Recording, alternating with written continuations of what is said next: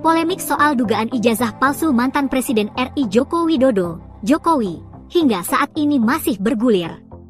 Jika terbukti jika ijazah Jokowi benar palsu, begini skenario yang terjadi.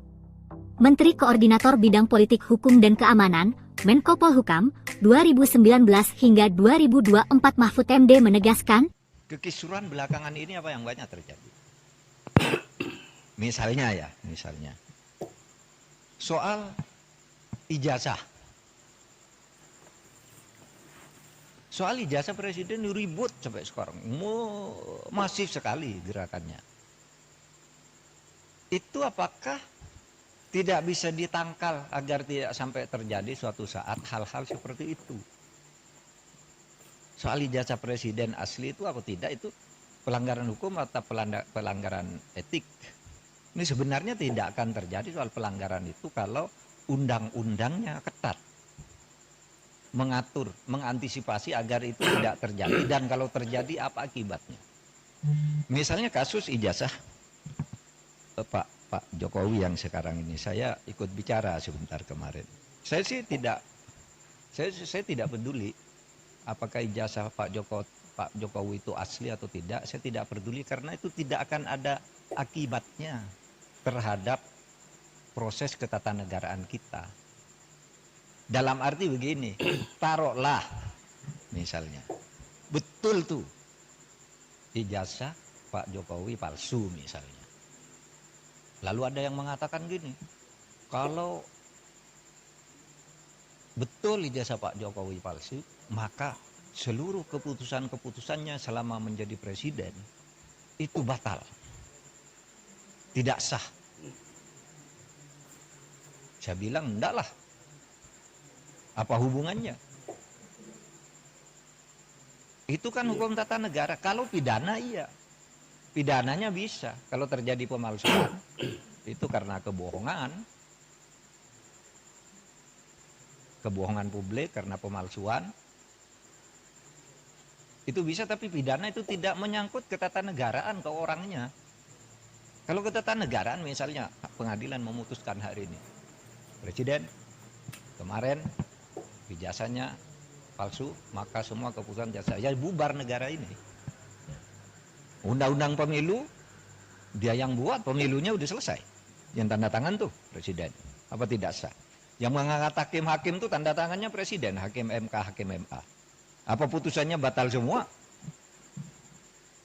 Pengangkatan menteri udah diangkat oleh presiden, dasar apa batal semua itu kebijakan perjanjian internasional dan sebagainya? Enggak bakal tidak sah. Karena apa? Kalau pendekatannya hukum tata negara dan hukum administrasi negara, itu dalilnya itu keputusan yang sudah dibuat secara sah oleh kedua belah pihak, itu harus dijamin kepastian hukumnya. Wah, itu berlaku. Kalau salah ya sudah, misalnya kita kontrak dengan Cina, bikin jalan tol gitu, bikin kereta api gitu. Karena kita tidak senang lalu mau batal, ya Cinanya tidak mau.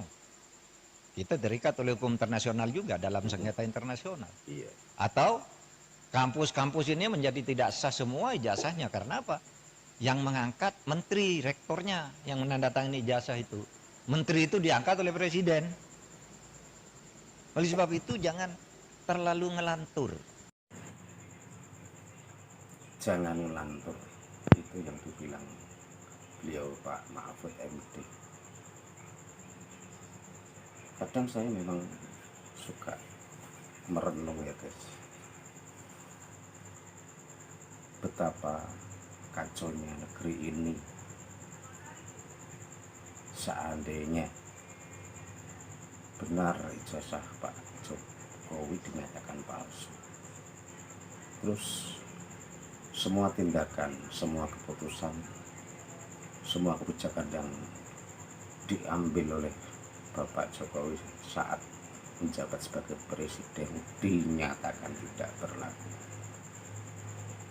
Aduh, nggak bisa bayangkan betapa kacaunya negeri ini. Untuk itu saya cuma bisa berharap kepada para pimpinan, kepada para pengambil kebijakan di negeri ini